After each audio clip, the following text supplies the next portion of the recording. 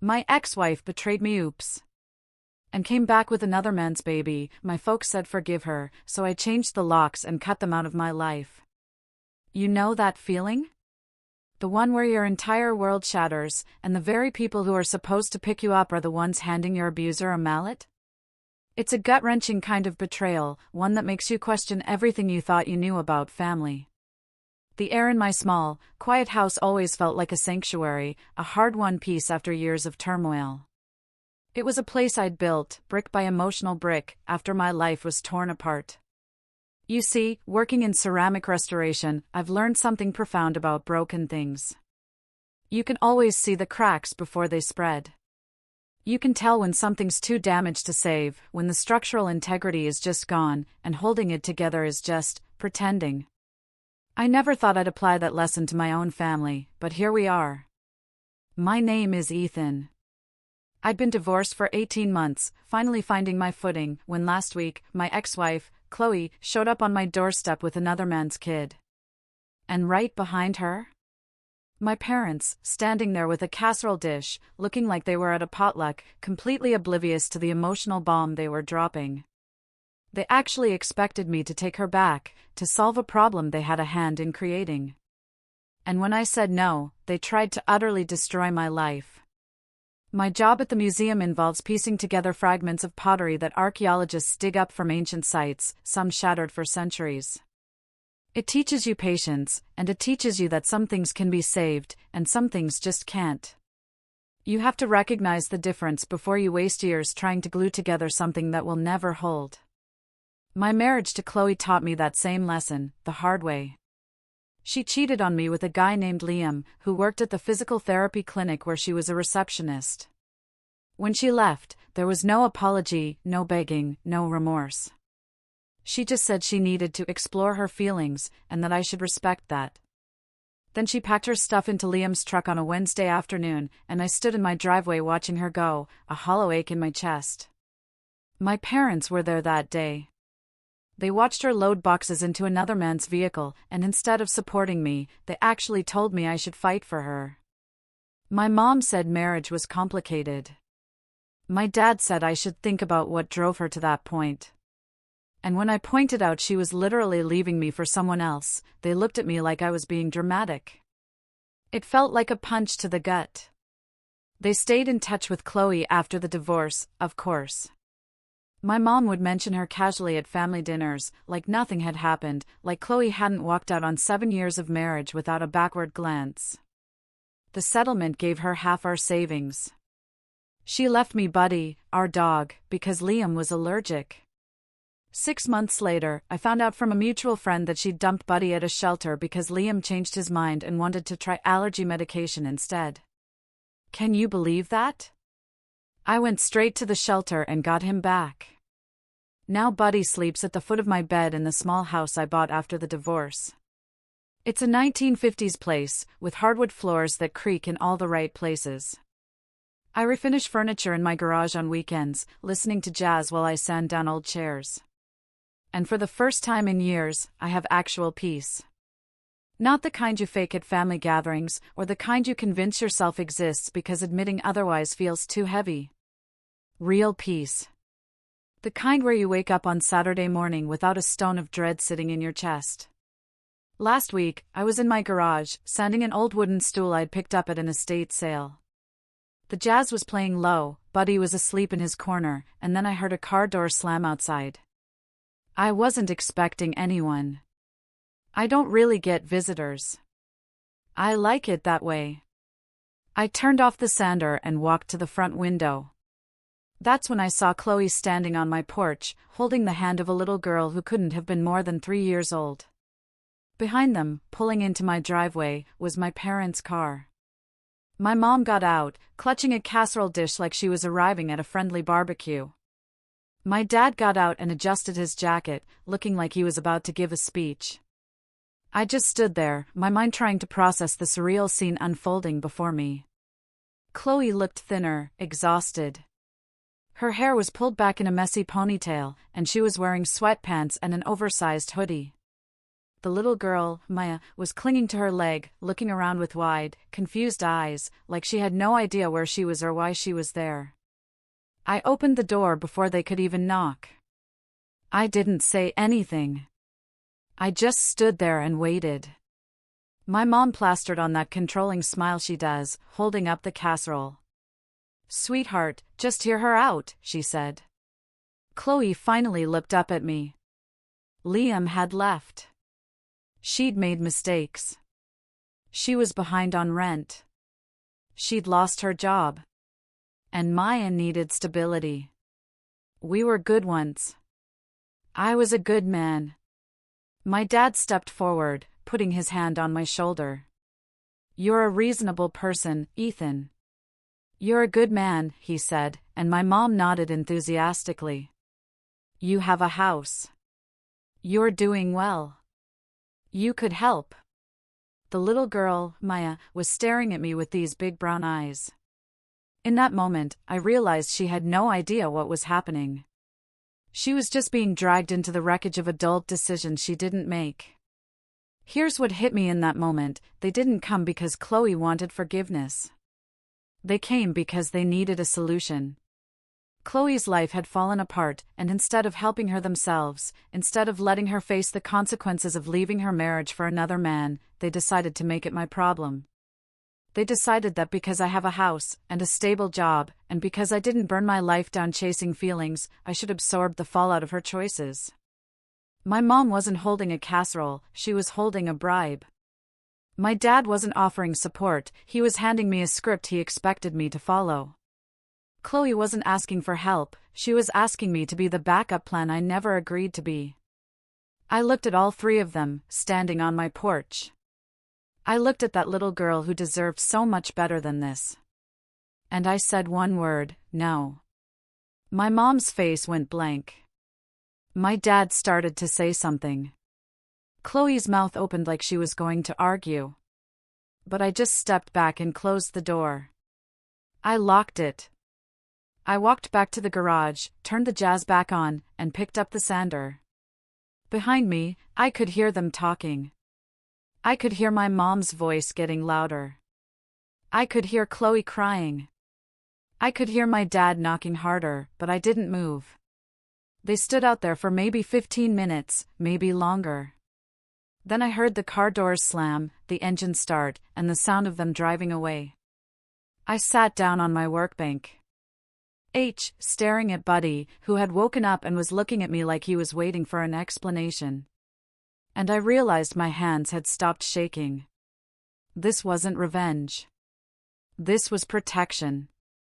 This was me finally recognizing that some people will watch you break and then hand you the pieces like it's your responsibility to fix them. I walked inside, opened my laptop, and created a new document. Actions, I typed. Change locks, install security cameras, block all phone numbers, email lawyer, update emergency contacts, revise will. I sat there looking at that list, and for the first time in years, I felt like I was in control of my own life. Like I was making decisions based on what I needed, instead of what other people expected from me. My mom called that night at 9:30. I was already in bed, reading, Buddy curled up next to me. I watched her name light up my phone 3 times before it went to voicemail. She called again at 10 o'clock. Then my dad called at 10:15. I listened to the notifications pile up like snow in a storm. The next morning, I had 6 voicemails and 14 text messages. My mom's messages, all in that same disappointed tone, saying we needed to talk like adults, saying I was being unreasonable and cruel. My dad's voicemails were shorter, just him saying my name and asking me to call back. But there was an edge in his voice I'd never heard before, something sharp and angry just under the surface. I screenshotted every message. I saved every voicemail. I put them all in a folder on my laptop labeled documentation. Then I blocked both their numbers. I blocked Chloe's number. And I went to work like it was just another day. By Thursday, calls started coming from numbers I didn't recognize. My Aunt Susan left a message saying I was being cruel, that a little girl needed help, and I was turning my back on family. A number with a different area code called, and a woman I didn't know said she was a friend of Chloe's, and I should be ashamed of myself for abandoning a child. I didn't answer any of them. I just kept screenshotting, kept saving, kept documenting every single attempt at contact. At work, my boss, David, pulled me aside during lunch. He looked concerned. "Everything okay at home, Ethan? You seem a little distracted." I told him everything was fine, just dealing with some family boundary issues, and that it was handled. He nodded, didn't push. David's good like that. He doesn't pry into personal business. Friday morning at 6:35, I was making coffee in my kitchen when I heard a car pull into my driveway. I looked out the window and saw my parents' car. I watched my dad get out and walk up to my porch with this determined stride, watched him try the door handle like he genuinely thought it might be unlocked. My mom got out and stood behind him, holding her phone like she was about to call me. I just stood there, drinking my coffee, watching them through the window. My dad knocked loud, the kind of knock that says, "Open this door right now." I didn't move. He knocked again, called my name, that edge in his voice even sharper now. My mom walked up and pressed her face against the window, trying to see inside. I stayed perfectly still in the kitchen where they couldn't see me. They stood there for 15 minutes, trying different approaches, calling, knocking, checking the side gate. Then they finally gave up and left. I waited until their car disappeared down the street. Then I called a locksmith and scheduled him for that afternoon. I ordered security cameras online, the kind with cloud storage and motion alerts that would record everything. I even paid extra for next-day delivery. Monday morning, I had a meeting scheduled with my lawyer at 9 o'clock, the same guy who handled my divorce. His name is Daniel, and he's the kind of person who doesn't smile much, but gets things done efficiently and thoroughly. I brought my laptop. I showed him the documentation folder, everything organized by date and type. He actually whistled when he saw how meticulously I'd kept records. "You don't mess around, Ethan," he said. I told him I'd learned from the divorce to document everything, to never assume people will be reasonable or honest. He went through the voicemails, the text messages, the screenshots from unknown numbers, and he leaned back in his chair with this look of professional satisfaction. "This is textbook harassment," he said. "We can absolutely work with this." I paid him an $800 retainer and left his office feeling like I'd just put on armor. Like I finally had someone in my corner who understood what I was dealing with. The security cameras arrived Tuesday, and I installed them myself that evening, small units mounted under the eaves that weren't obvious unless you were specifically looking for them. Wednesday afternoon, they caught my parents coming back. I was at the hardware store buying sandpaper when my phone buzzed with a motion alert. I opened the app and watched in real time as they walked up to my porch, knocked, waited, looked around, confused about why I wasn't answering, then finally left. They had no idea they were being recorded. I saved every second of that footage to my laptop, added it to the documentation folder with a timestamp and notes about the date. Thursday morning, I got a call from David at work. He sounded uncomfortable, apologetic. "Chloe came to the lobby asking for you," he said, and I could hear the unspoken question in his voice, the "what's going on here," that he was too polite to ask directly. I told him if she came back, to call the police. I told him I had a lawyer involved and this was officially a harassment situation. He was quiet for a second, then said, "Understood." And that was it. No judgment, no questions. I called Sarah in HR after lunch, explained the situation without going into unnecessary details, and she added Chloe to a restricted visitors list. She said if Chloe showed up again, security would escort her out immediately. She said, "This kind of thing happens more than people think." I felt incredibly grateful she didn't make me explain the whole messy history. Friday, I found a card wedged in my front door. My security footage showed my mom's car pulling up at 7 o'clock that morning, showed her getting out alone, looking around nervously, then tucking something into the doorframe before driving away quickly. I didn't open it. I didn't even touch it with my bare hands. I used a kitchen towel to carefully peel it off the door and drove it straight to Daniel's office. He opened it wearing latex gloves, like he was handling evidence in a criminal case. Inside was a handwritten letter from my mom, talking about legacy and forgiveness, and how my grandfather would be ashamed of the man I'd become. "This is manipulative as hell," Daniel said, shaking his head. "None of this is about your health or family values. It's all about getting you to respond, getting you to break." He added it to our file and to LD me we were building something solid, something that would hold up in court if we needed it to. The following Tuesday afternoon, I was leaving the museum when I saw a woman standing by my car in the parking lot. She was older, maybe mid-50s, and she smiled this warm, friendly smile when she saw me approaching. She introduced herself as Karen, Chloe's mom, and said she wanted to talk parent to parent about what was best for everyone. "I'm not a parent," I said clearly. I unlocked my car and got in without looking at her. She leaned down toward my window and started saying something about understanding and compassion and how we all make mistakes. I started the engine and looked directly at her. "Don't contact me again," I said. Then I drove away and called Daniel from the car. He said we were building a strong case for restraining orders if we needed to escalate. "Every incident like this just strengthened our position," he said. That night, my friend Julia texted me. She's Chloe's cousin, but we stayed friendly after the divorce because she's always been straightforward and honest with me. "They're planning an intervention. They're going to try to ambush you somewhere. Just warning you," she wrote. I thanked her, told her I appreciated the heads up, and I realized something sitting there, reading her message in my quiet house with Buddy sleeping on the couch. They weren't done. They were just getting started. And they genuinely believed if they just pushed hard enough, I would eventually break and give them what they wanted. The intervention was supposed to happen that Saturday at my parents' house. Julia gave me the details Friday night. They'd invited extended family and told everyone I was going through something serious and needed support. They'd even arranged for Chloe and Maya to be there, probably assuming someone in the family would convince me to show up if they all ganged up together. I didn't go. I stayed home, spent the morning refinishing the stool in my garage. Around noon, Julia sent me updates from inside the house. "Everyone's here. They're waiting. Your mom keeps checking her phone and looking at the door," she texted. Then 20 minutes later, "Chloe's crying. Your dad looks angry.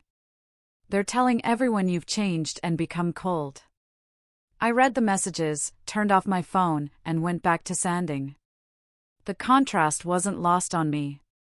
Them, sitting in a living room staging an emotional ambush, while I stood in my garage doing exactly what I wanted to do with my Saturday. Sunday morning, I found another envelope taped to my front door.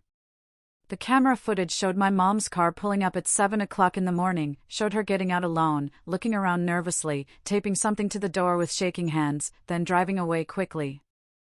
I didn't touch it with my bare hands. I used a kitchen towel to carefully peel it off and drove it straight to Daniel's office without even opening it.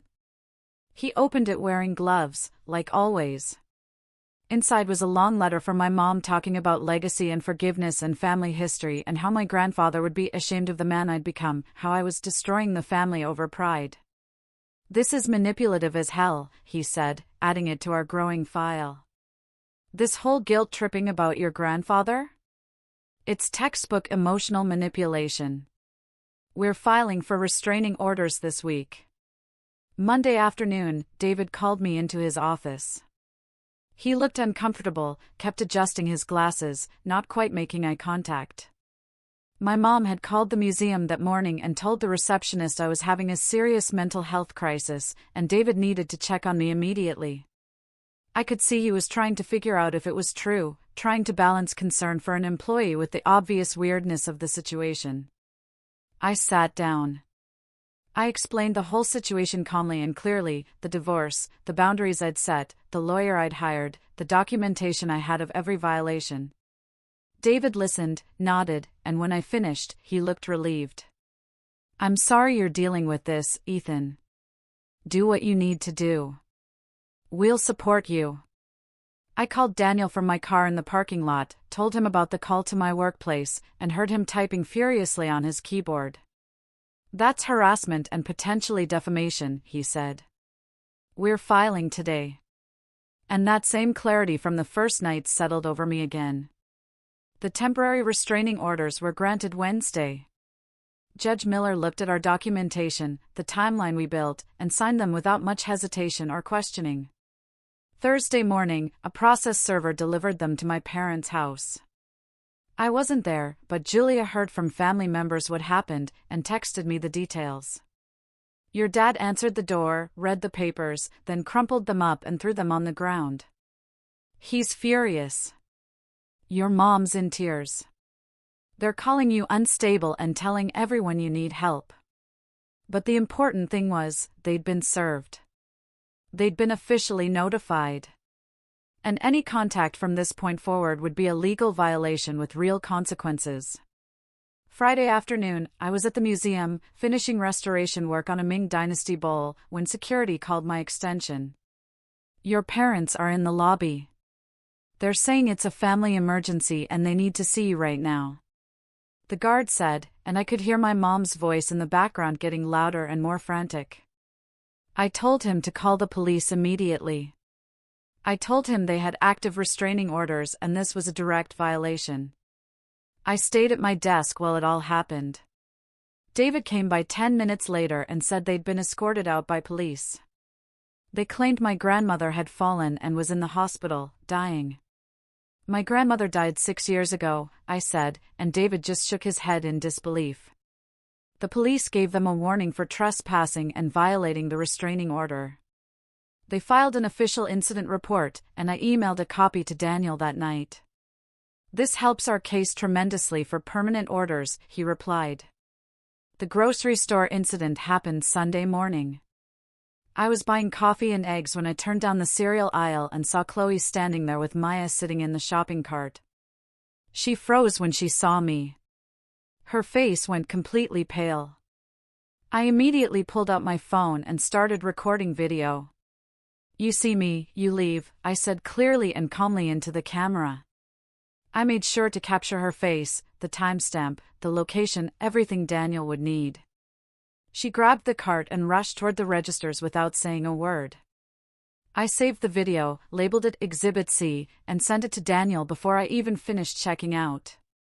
Tuesday, Daniel called and said my mom had filed a countermotion, claiming I was having a psychological episode and that the restraining orders were based on my mental instability, not their actual behavior. It's a Hail Mary, he said. She has no medical records, no evidence, absolutely nothing to support this claim. The judge is going to see right through it. The hearing was scheduled for Friday at 2 o'clock in the afternoon, and I took the day off work to prepare myself mentally. The courtroom was smaller than I expected. Judge Miller was a woman in her 60s with silver hair and reading glasses. When I walked in, I saw my parents sitting on one side, with Chloe positioned between them. It looked staged, carefully coordinated, a united front against me, designed to make me look like the unreasonable one. Daniel laid out our case methodically and professionally. He showed the timeline, starting from their first appearance on my porch, the screenshots, the voicemails, the camera footage, the police report from the museum, the grocery store video, the letter taped to my door. He showed the calls to my workplace, claiming I was mentally unstable. The manufactured emergency about my grandmother who died 6 years ago. The intervention I never agreed to attend. Judge Miller listened carefully, took detailed notes, and when Daniel finished, she looked directly at my mom. Do you have medical records supporting your claim that your son is psychologically unstable? My mom stammered, said she was just concerned as a mother. Said a mother knows when something's wrong with her child. Judge Miller cut her off mid-sentence. Not liking one's family isn't a mental illness, she said firmly, and I watched my dad's face turn bright red. Judge Miller granted permanent restraining orders for 3 years. No direct contact, no indirect contact, no third-party contact allowed. Violations would result in immediate arrest and criminal charges. She looked at my parents when she said it, made absolutely sure they understood the seriousness and consequences. And then she dismissed the court. I walked out without looking back. Daniel shook my hand in the hallway and said I'd done everything right.